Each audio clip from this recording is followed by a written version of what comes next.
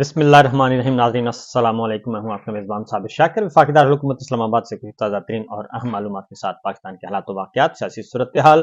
بہت ہی مزے کے، بہت ہی دلچسپ اور ہاتھ پاؤں پھولے ہوئے ہیں. اس میں کوئی شبہ نہیں ہے کہ عمران خان صاحب کے مخالفین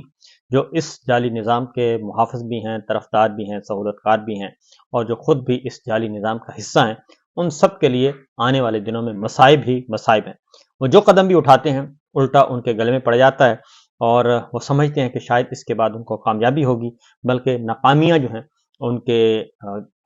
ناکامیوں کی بارش ہو جاتی ہے. جو بھی وہ فسطائیت بھرا قدم اٹھاتے ہیں، غیر جمہوری، غیر آئینی، غیر قانونی، اس کی وجہ یہ ہے کہ میں بار بار جو کہتا ہوں کہ یہ نحوست ہے. اور جہاں پہ ناانصافی ہوگی، جہاں پہ ظلم ہوگا، جہاں پہ ماؤں بہنوں بیٹیوں کو اٹھایا جائے گا اور ماؤں بہنوں بیٹیوں کو دکھا کر یا ان کا نام لے کر بلیک میل کیا جائے گا، اور کسی کو ڈرا دھمکا کر اور ان کی ڈھال کے طور پر ان کو استعمال کیا جائے گا، اور وہ بھی گھریلو خواتین کو جن کا نہ سیاست سے تعلق ہے نہ صحافت سے تعلق ہے، تو ان کو اگر یہ کام کیا جائے گا تو پھر اس کے نتیجے جو ہیں وہ قدرتی طور پہ اللہ تعالیٰ کی طرف سے ہی ایسی پھٹکار ان پہ پڑتی ہے کہ ان کو سمجھ نہیں آتی. لیکن چونکہ طاقت کا نشہ عجیب و غریب نشہ ہے، طاقت کا، اقتدار کا اور اختیار کا، انسان کو سمجھ اس وقت آتی ہے جب بہت سارا پانی جو ہے وہ پل کے نیچے سے گزر چکا ہوتا ہے، اور پھر خیال آتا ہے، لیکن اس وقت جو ہے ندامت اور شکست کے علاوہ اور کچھ نہیں ملتا. یہی کچھ ہو رہا ہے جی پاکستان میں، اور مسلسل ہو رہا ہے، اور تقریباً 2.5 سال کا ایک طویل عرصہ رجیم چینج آپریشن سے یہ سلسلہ شروع ہوا، اور اس کے بعد بھی ہر روز کوئی نہ کوئی قدم اٹھایا جا رہا ہے. عدالتی امور ہیں، اور ایک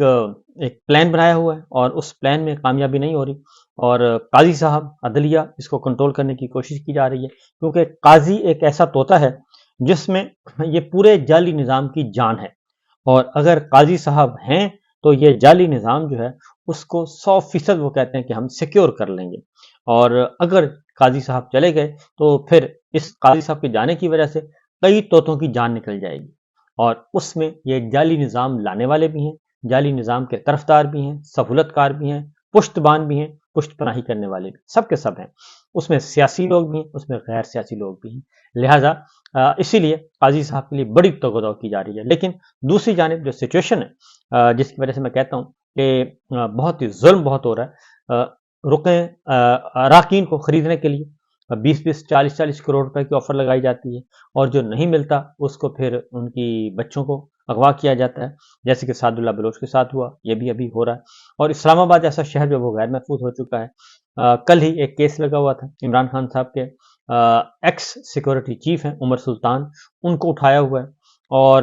ان کو اغوا کیا ہوا ہے. اور اغوا کرنے کا مقصد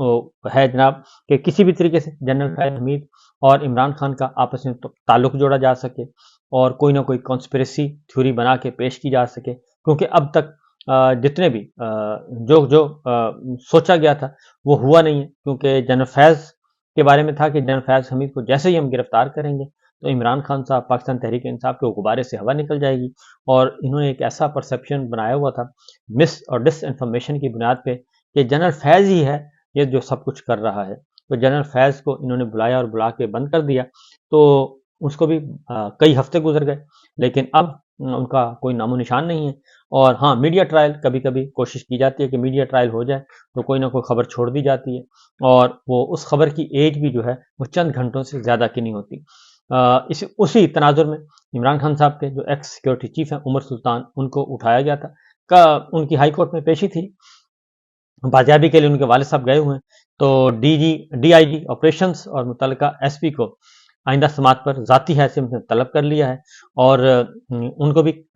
تقریباً 6-7 ہفتے ہو گئے ہیں عمر سلطان کو اغوا کیے ہوئے کو، تو اس میں بھی کوئی پیش رفت ابھی تک نہیں ہوئی، آئیں بائیں شائیں. اور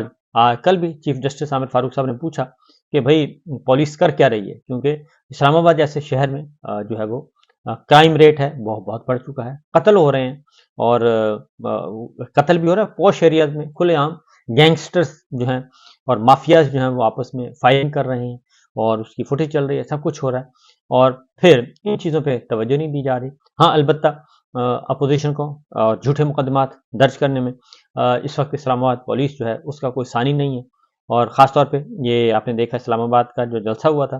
اس میں اراکین پارلیمان پہ اور سینئر موسٹ رہنماؤں پہ جو ہے وہ مقدمات درج کیے گئے، جھوٹے مقدمات، بے بنیاد مقدمات درج کیے گئے، اور ابھی مقدمات کا سلسلہ جاری ہے۔ تو جہاں پہ ان کی پرائورٹی پولیس کا جو ہے سیاسی استعمال، جہاں پہ نقوی سرکار، مریم سرکار، تارڑ سرکار، الگ الگ کئی سرکاریں ہیں، سرکاروں کے اندر بھی کئی سرکاریں ہیں اور وہ سارے کام کر رہے ہیں۔ تو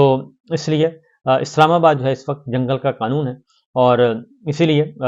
کل جو ہیئرنگ ہوئی تو اس میں انہوں نے کہا کہ اسلام آباد میں ہو کیا رہا ہے، ہر سیکٹر سے بندہ اٹھایا جا رہا ہے، چیف جسٹس صاحب کہہ رہے ہیں، اور وہ بھی عامر فاروق صاحب جیسے جو پرو گورنمنٹ اور پرو اسٹیبلشمنٹ جو لیتے ہیں نیریٹو، وہ کہہ رہے ہیں کہ ہر سیکٹر سے بندہ اٹھایا جا رہا ہے۔ پولیس کیا کر رہی ہے، اسلام آباد میں ہو کیا رہا ہے، آئی جی کی کیا ذمہ داری ہے، چیف جسٹس صاحب نے پوچھا۔ تو اسلام آباد میں چوریاں، ڈکیتیاں بڑھ رہی ہیں، اغوا کے کیسز میں اضافہ ہو رہا ہے، پولیس کو پتہ ہی نہیں ہے، اور اس لیے نہیں پتہ کہ پولیس کو صرف ایک ٹاسک دیا ہوا ہے کہ آپ نے عمران خان کو، پاکستان تحریک انصاف کو کچلنا ہے، اور اس میں آپ نے کچھ نہیں دیکھنا، سینئر سے سینئر، بزرگ سے بزرگ سیاستدان، کوئی کاروباری، کوئی تاجر، کوئی صحافی، کوئی بھی آئے اس کو آپ رگڑ دیں۔ لہٰذا یہ حکم اسٹینڈنگ آرڈر ہیں تو اس پہ عمل کیا جا رہا ہے۔ تو اس لیے آئی جی کا پولیس کے پاس اسلام آباد ہائی کورٹ میں کچھ جواب نہیں تھا چیف جسٹس صاحب کی عدالت میں۔ تو انہوں نے کہا کہ وکیل نے بتایا جی گزشتہ تاریخ پہ ایس پی کو ذاتی طور پہ عدالت میں پیش ہونے کی ساری ذمہ داری لی تھی، اور سرکاری وکیل نے کہا جی کہ F10 میں گاڑی میں اٹھایا گیا تو ہم نے CCTV فوٹیج دیکھی ہے تو مغوی وہاں گاڑی میں بیٹھے نظر آ رہے ہیں، اس سے آگے سیف سٹی کیمرہ ہی نہیں ہے۔ ظاہر ہے جو لے کے گئے ہیں ان کو سارا پتہ ہے کہ سیف سٹی کیمراز کہاں لگے ہوئے ہیں اور کہاں نہیں لگے، اور کہاں سے اٹھایا جائے تو بندہ محفوظ رہتا ہے اور نہیں پکڑا جاتا، تو سارا پتہ ہے، اور اس لیے انہوں نے بڑا تجربہ کار لوگ ہیں جو اغوا کار ہیں، تو اس لیے سرکاری وکیل نے کہا جی ہم نے جیو فینسنگ کے لیے کہا تھا تو کب تک آ جائے گی رپورٹ، چیف جسٹس صاحب نے پوچھا تو انہوں نے کہا جی ایک ہفتہ اور لگے گا۔ تو چیف جسٹس صاحب نے کہا کہ 30 تاریخ کا آرڈر کیا ہوا ہے، یعنی کہ 30 اگست کا، تو اب ہو گئی ہے 15 دن گزر گئے ہیں، تو کیا آپ نے کچھ نہیں کیا؟ اور ایس پی صاحب انہوں نے کہا وہ راستے میں ہے، لہٰذا 18 ستمبر تک ملتوی کر دی گئی ہے، تو لوگوں کو اٹھایا جا رہا ہے۔ اسی طریقے سے ایک اور معاملہ، آگے بڑھتے ہیں ذرا بڑی خبر کی طرف، اس کے ساتھ ساتھ ایک اور اچھی خبر بھی لے لیں کہ لاپتہ نعیم احمد یاسین وہ واپس گھر پہنچ گئے ہیں۔ چیف جسٹس عامر فاروق صاحب کے پاس ہی وہ کیس تھا اور اظہر صدیق صاحب ان کے وکیل تھے، تو اس لیے وہ کہتے ہیں جی کہ واپس آ گئے ہیں، تو اس لیے اس کی سماعت جو ہے وہ کل پھر ملتوی کر دی گئی۔ اب دیکھتے ہیں نیکسٹ ہیئرنگ پہ کیا ہوتا ہے۔ اب آگے آتے ہیں جناب، صورتحال یہ ہے کہ پولیٹیکل ایکٹیویٹیز، لیکن قاضی صاحب کے لیے کوئی اچھی خبریں نہیں ہیں۔ قومی اسمبلی نے خصوصی کمیٹی بنائی ہے اور اس خصوصی کمیٹی کا پہلا اجلاس بھی ہو گیا، اور اس کے جو چیئرمین ہے پارٹی اور اس کمیٹی کے وہ بھی منتخب ہو گئے ہیں، یعنی کہ متفقہ طور پہ ان کو چیئرمین منتخب کر لیا گیا۔ تو صاحبزادہ حامد رضا سنی اتحاد کونسل پاکستان تحریک انصاف، انہوں نے سید خورشید احمد شاہ صاحب کا بطور چیئرمین نام تجویز کیا۔ محمود خان اچکزئی صاحب نے اور دیگر ارکان نے خورشید شاہ صاحب کو کہ چیئرمین کے لیے تائید کی، اور اس طریقے سے وہ بن گئے۔ اور کمیٹی اجلاس میں بھی جو پہلا وہ بھی ہو گیا، ڈپٹی پرائم منسٹر، وزیر خارجہ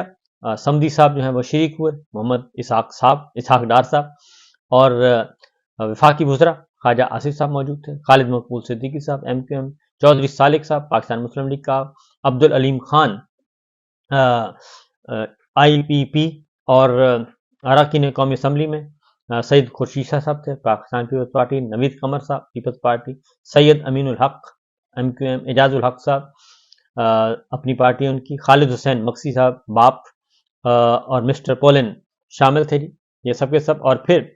صاحبزادہ حامد رضا، گوہر علی خان صاحب، اور حمید حسین، محمود خان اچکزئی صاحب، یہ بھی موجود تھے جی۔ اور کل کے اجلاس میں جی مولانا فضل الرحمان صاحب اور JUIFA کے سربراہ ہیں عمر ایوب صاحب بھی کمیٹی میں خاص طور پہ شریک ہوئے، اپوزیشن لیڈر،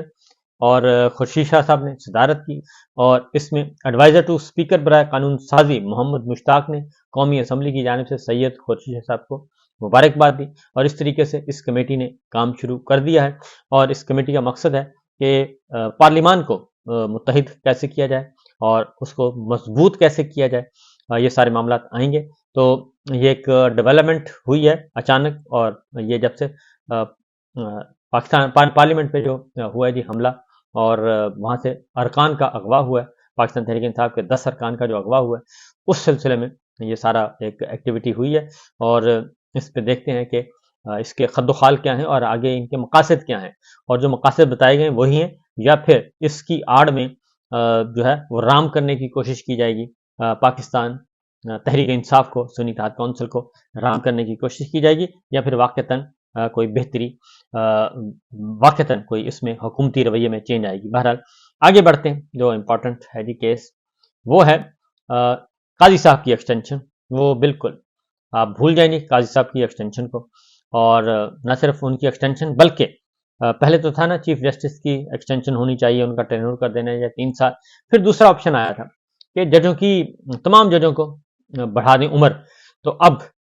جمعیت علماء اسلام پہ بہت محنت ہو رہی تھی، مولانا فضل الرحمان صاحب کے پاس زرداری صاحب بھی گئے، نواز شریف صاحب کا فون گیا، شہباز شریف صاحب بھی گئے، سارے گئے، اور پھر پی ٹی آئی کے ساتھ وہ مسلسل رابطے میں تھے، ان کی بات چیت ہوتی رہتی ہے، کیونکہ یہ اپوزیشن اتحاد نہیں، الگ الگ ہیں اپوزیشن جماعتیں ہیں، لیکن ان کے رابطے ہوتے رہے۔ اور پھر 2 دن پہلے محمد علی درانی صاحب گئے مولانا فضل الرحمان صاحب سے ملنے، اور اس میں درانی صاحب نے کہا کہ جناب مولانا فضل الرحمان صاحب نے بالکل کہا ہے کہ ان کا کوئی چانس نہیں ہے کہ وہ جوائن کریں گے حکومت کو، لہٰذا یہ ابھی چہمگوئیاں ہو ہی رہی تھیں کہ اب اگلی بات جو ہوئی ہے اس میں باقاعدہ طور پہ بتا دیا گیا ہے کہ جمعیت علماء اسلام نے باقاعدہ طور پہ جاری کر دیا ہے ہدایت نامہ، اور ہدایت نامہ جو جے یو آئی نے کیا کہ آئینی ترامیم میں حکومت کی حمایت بالکل نہیں کی جائے گی، اور خاص طور پر اس میں مینشن کیا ہوا ہے، جو لیٹر لکھا ہے سینیٹرز کو، 4 سینیٹرز ہیں، 5 سینیٹرز ہیں ٹوٹل جے یو آئی کے سینٹ میں، تو پارلیمانی لیڈر ہیں سینیٹر عطاء الرحمان صاحب ہیں، مولانا فضل الرحمان صاحب کے بھائی ہیں، انہوں نے خط لکھا ہے تمام سینیٹرز کو،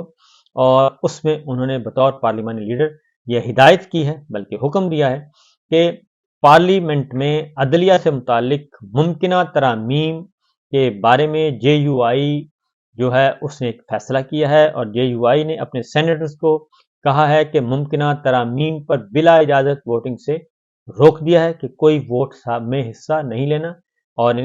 کسی قسم کا ووٹ نہیں دینا جب تک کہ پارٹی سے کوئی اجازت نہ آ جائے۔ اور یہ بھی کہا ہے کہ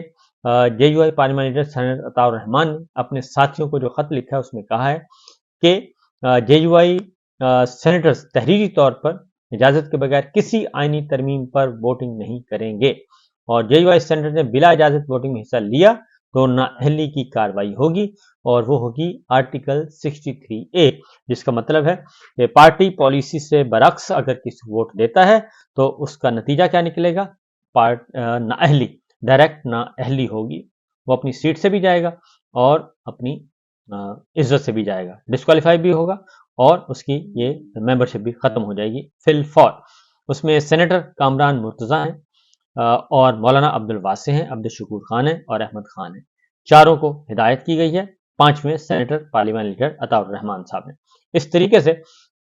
یہ کام تو ہو گیا جی پکا پکا فارغ، اور اب تو کوئی چانس نظر نہیں آ رہا کہ ان کو 2/3 میجورٹی کی حمایت حاصل ہو سکے گی، اور اس میں جو اراکین ہیں اب پاکستان تحریک انصاف کے،